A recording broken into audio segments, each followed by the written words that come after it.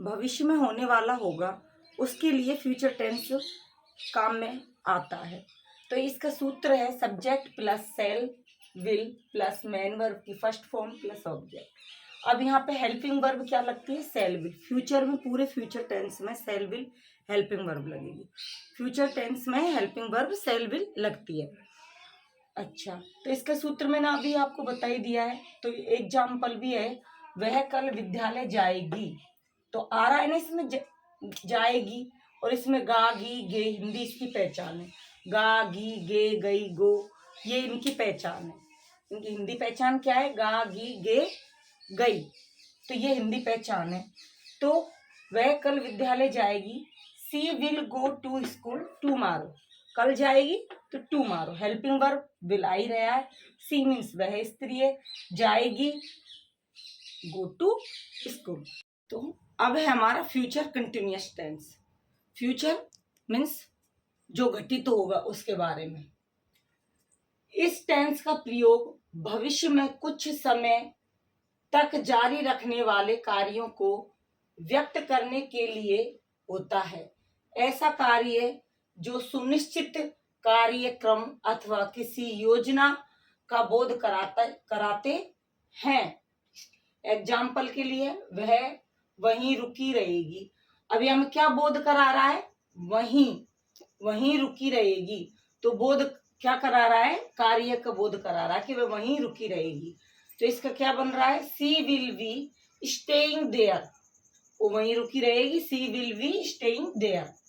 Second है, कल सुबह हम क्रिकेट खेल रहे होंगे। मतलब खेल रहे होंगे, करेंगे वो काम।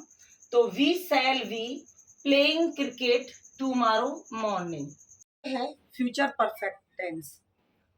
इस टेंस का प्रयोग उन कार्यों को व्यक्त करने के लिए होता है जिनसे यह बोध होता है कि कार्य भविष्य में किसी निर्धारित समय तक समाप्त हो चुका होगा। मतलब इसमें यह है कि समय के लिए कोई निर्धारित समय फिक्स होगा कि इस समय तक ये कार्य कर चुकी होगी या कर चुका होगा।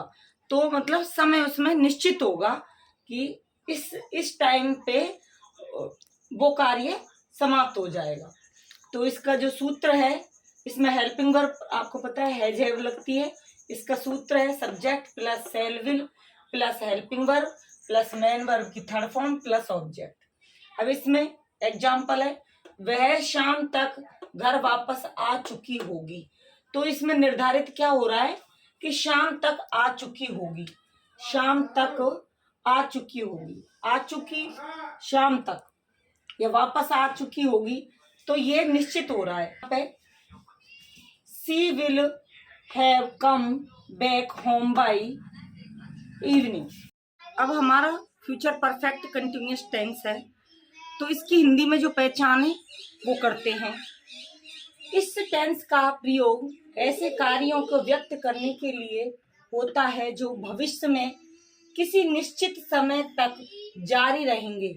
मतलब लंबे समय तक वो जारी रहेंगे उसके लिए, अथवा समय विशेष से जारी रहेंगे।